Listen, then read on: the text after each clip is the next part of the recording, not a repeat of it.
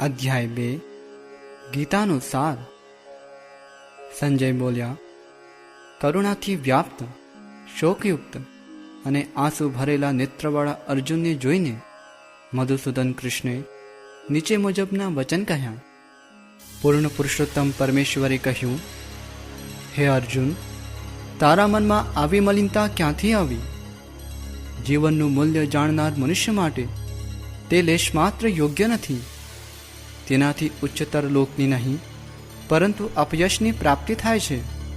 હે પૃથાપુત્ર, આવી હીન નામર્દાયને તાબે ન થઈશ. તને તે શોભતી નથી. હે શત્રુઓનું દમન કરનાર, હૃદયની આવી શુદ્ર દુર્બળતાનો ત્યાગ કર અને ઊભો થા.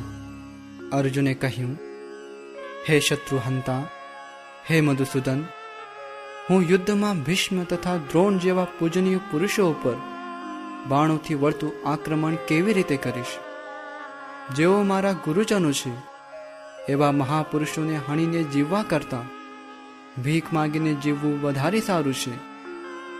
તેઓ ભલે દુનિયાવી લાભની ઈચ્છા રાખતા હોય તો પણ તેઓ ગુરુજનો છે. જો તેમનો વધ થશે તો અમારી ભોગવવા યોગ્ય દરેક વસ્તુ રક્તરંજિત હશે. અમે એ પણ જાણતા નથી કે અમારે માટે સારું શું છે, તેમને જીતવા કે તેઓ દ્વારા જીતાઈ જવું. જો અમે ધૃતરાષ્ટ્રના પુત્રોનો વધ કરીશું તો અમને જીવિત રહેવાની ઈચ્છા રહેશે નહીં. છતાં તેઓ હવે રણક્ષેત્રમાં અમારી સામે ઊભા છે. હવે હું સંકુચિતતાયુક્ત દુર્બળતાને કારણે મારું કર્તવ્ય ભૂલી ગયો છું અને મનની બધી સ્વસ્થતા ખોઈ બેઠો છું. આવી સ્થિતિમાં હું આપને પૂછી રહ્યો છું કે જે મારે માટે કલ્યાણકારી હોય તે ચોક્કસપણે કહેવાની કૃપા કરો. હું હવે આપનો શિષ્ય છું અને આપનો શરણાગત છું. કૃપા કરી મને ઉપદેશ આપો. મારી ઇન્દ્રિયોને સૂકવી નાખનાર આ શોકને દૂર કરી શકે એવું કોઈ સાધન મને દેખાતું નથી. સ્વર્ગ પર દેવોના સાર્વભૌમ અધિકારની જેમ સર્વથા સમૃદ્ધ પૃથ્વીનું નિષ્કંટક રાજ્ય પ્રાપ્ત કરીને પણ હું આ શોકને દૂર કરી શકીશ નહીં. સંજય બોલ્યો. આ પ્રમાણે કહ્યા પછી શત્રુઓનું દમન કરનાર અર્જુને કૃષ્ણને કહ્યું, હે ગોવિંદ, હું લડીશ નહીં, અને મૌન થઈ ગયું. હે ભરતવંશી ધૃતરાષ્ટ્ર, તે વખતે બંને સૈન્યોની વચ્ચે ભગવાન કૃષ્ણે શોકગ્રસ્ત અર્જુનને સ્મિતપૂર્વક આ વચન કહ્યા. પૂર્ણ પુરુષોત્તમ પરમેશ્વર બોલ્યા, તું વિદ્વતા ભરી વાતો કરે છે, પરંતુ જેનો શોક કરવા જેવો નથી તેના માટે તું શોક કરી રહ્યો છે. જેઓ વિદ્વાન હોય છે તેઓ જીવિત કે મૃત માટે શોક કરતા નથી. એવું ક્યારેય ન હતું કે જ્યારે હું ન રહ્યો હોઉં કે તું ન રહ્યો હોય અથવા તો આ બધા રાજાઓ ન રહ્યા હોય, અને એવું પણ નથી કે પછી ભવિષ્યમાં આપણે બધા નહીં હોઈએ. જેવી રીતે દેહધારી આત્મા આ વર્તમાન શરીરમાં કુમારાવસ્થામાંથી યુવાવસ્થામાં અને પછી વૃદ્ધાવસ્થામાં એમ નિરંતર પસાર થતો રહે છે, તેવી જ રીતે મૃત્યુ પછી આત્મા બીજા શરીરમાં પ્રવેશે છે. ધીર પુરુષ આવા પરિવર્તનથી મૂંઝાતો નથી.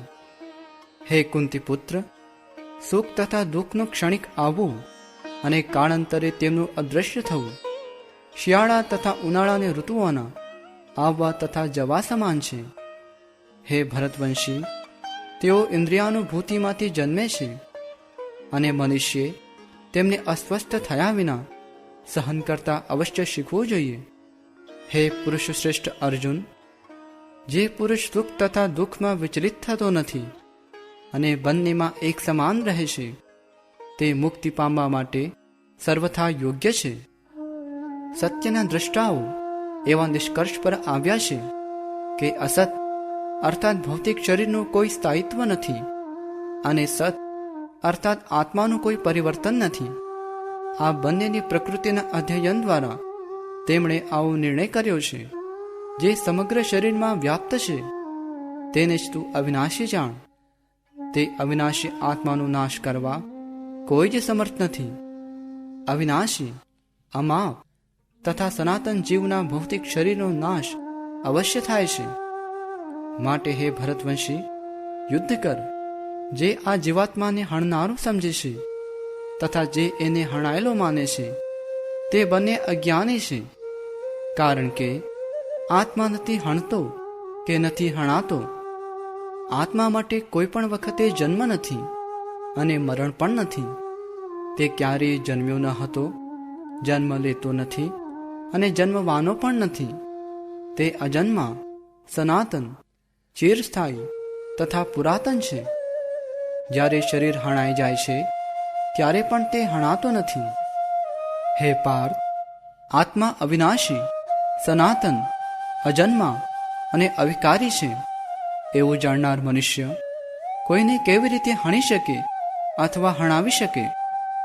જેવી રીતે મનુષ્ય જૂના વસ્ત્રો તજીને નવા વસ્ત્રો ધારણ કરે છે, તેવી રીતે આત્મા વૃદ્ધ તથા નકામા શરીરો તજીને નવા ભૌતિક શરીર ધારણ કરે છે. આ આત્માને કોઈ પણ શસ્ત્રથી છેદી શકાતો નથી, અગ્નિથી બાળી શકાતો નથી, પાણીથી ભીંજવી શકાતો નથી કે પવનથી સૂકવી શકાતો નથી. આ વ્યક્તિગત આત્મા અખંડ તથા અદ્રાવ્ય છે અને તેને નથી બાળી શકાતો કે નથી સૂકવી શકાતો. તે ચિરસ્થાયી, સર્વત્ર વિદ્યમાન, અવિકારી, સ્થિર તથા સદા એક સમાન રહેનારો છે. એ સુવિદિત છે કે આ આત્મા અદ્રશ્ય, અચિંત્ય તથા અપરિવર્તનશીલ છે. આવું જાણ્યા પછી તારે શરીર માટે શોક કરવો ન જોઈએ. હે મહાબાહુ, જો તું એમ વિચારતો હોય કે આત્મા અથવા જીવનના લક્ષણો સદા જન્મે છે અને હંમેશને માટે મૃત્યુ પામે છે, તો પણ તારે શોક કરવાનું કોઈ કારણ નથી.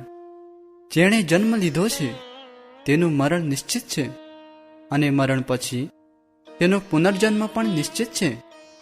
માટે જે નિવારી ન શકાય એવા તારા કર્તવ્ય કર્મ અંગે તું શોક કરે તે યોગ્ય નથી. બધા જીવો આરંભે અવ્યક્ત હોય છે, મધ્યાવસ્થામાં વ્યક્ત થાય છે અને વિનાશ થયા પછી ફરીથી અવ્યક્ત થઈ જાય છે. તો પછી શોક કરવાની શી જરૂર છે?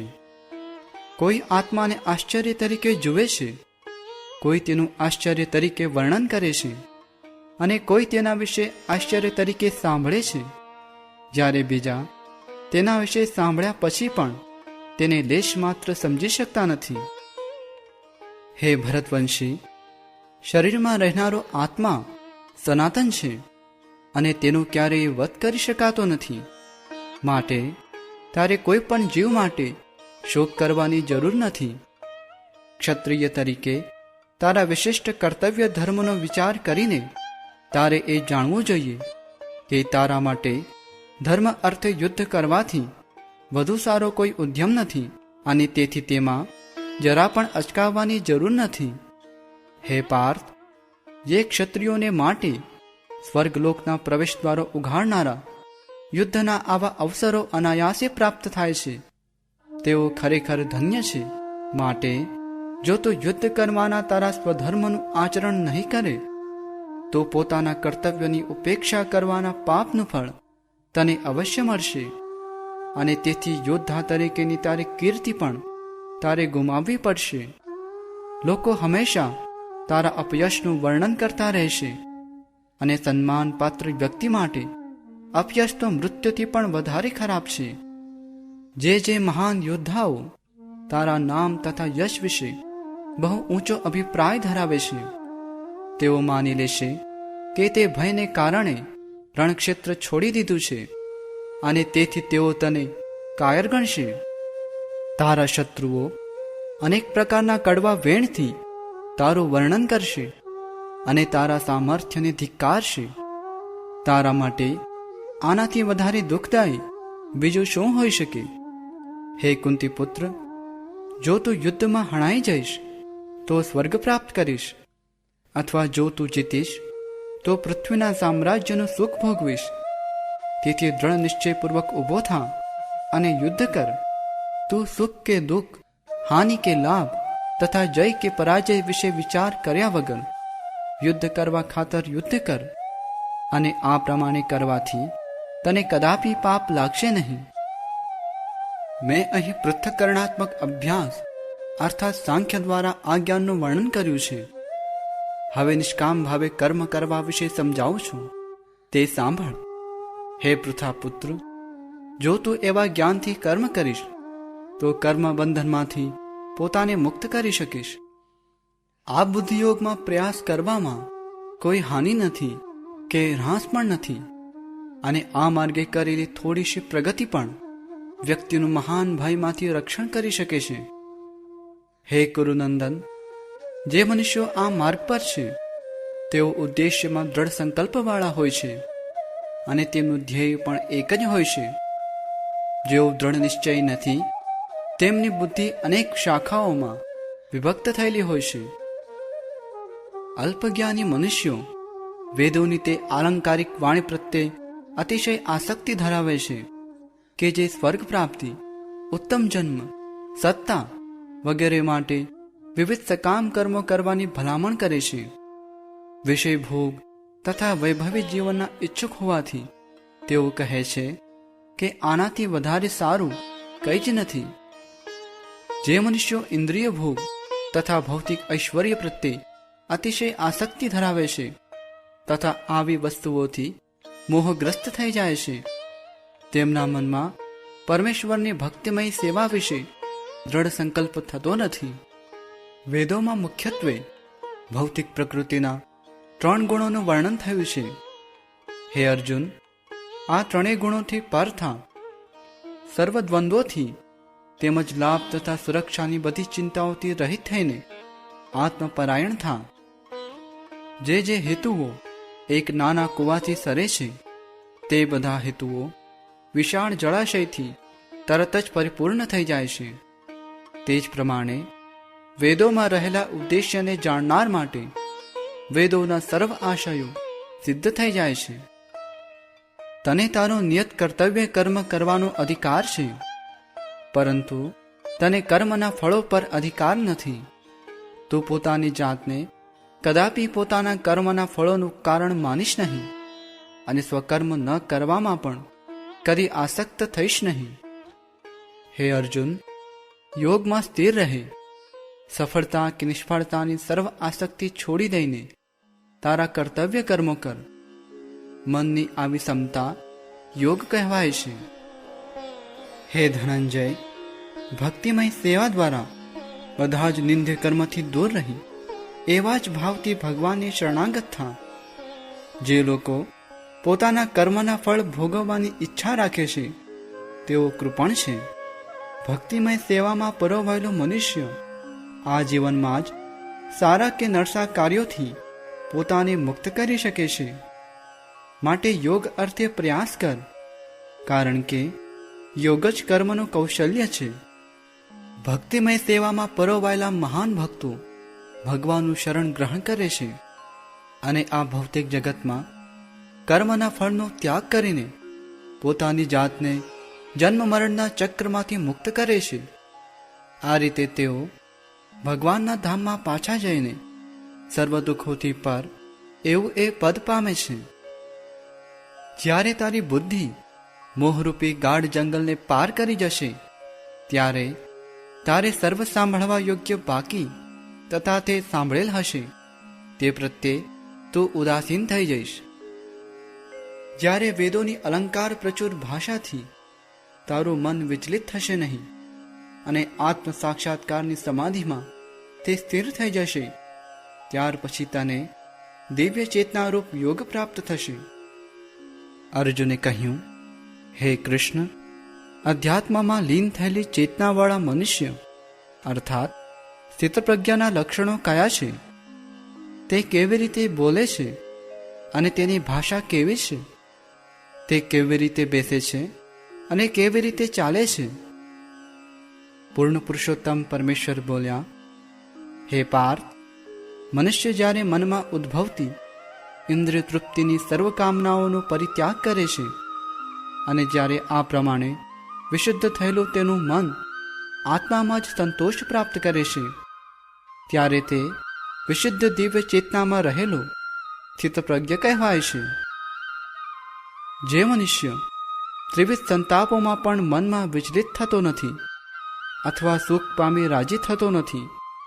અને જે આસક્તિ, ભય તથા ક્રોધથી મુક્ત છે તે સ્થિર મનવાળો મુનિ કહેવાય છે. જે મનુષ્ય આસક્તિથી રહિત છે, જે શુભ પામી હરખાતો નથી તેમજ અશુભ પામી શોક કરતો નથી, તે પૂર્ણ જ્ઞાનમાં દ્રઢપણે સ્થિર થયેલો છે. જેવી રીતે કાચબો તેના સર્વ અંગોને પોતાના કોચલામાં સંકેલી લે છે, તેવી રીતે જે મનુષ્ય પોતાની ઇન્દ્રિયોને વિષયોમાંથી ખેંચી લેવા શક્તિમાન બને છે તે પૂર્ણ ચેતનામાં દ્રઢતાપૂર્વક સ્થિર હોય છે.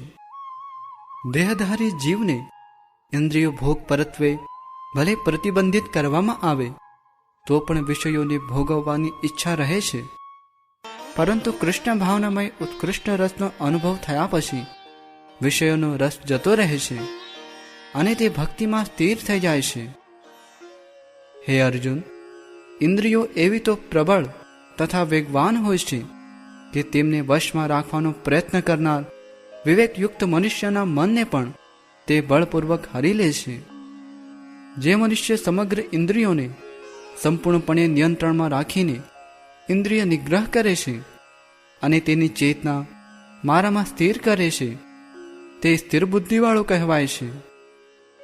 ઇન્દ્રિય વિષયોનું ચિંતન કરવાથી મનુષ્યને તેમાં આસક્તિ થાય છે અને આવી આસક્તિથી કામના ઉત્પન્ન થાય છે તથા કામમાંથી ક્રોધ ઉદ્ભવે છે. ક્રોધમાંથી પૂર્ણ મોહ ઉત્પન્ન થાય છે અને મોહથી સ્મરણ શક્તિનો વિભ્રમ થાય છે. જ્યારે સ્મરણ શક્તિ ભ્રમિત થઈ જાય છે ત્યારે બુદ્ધિ નષ્ટ થાય છે અને બુદ્ધિ નષ્ટ થવાથી મનુષ્ય સંસાર કૂપમાં પુનઃ પતન પામે છે.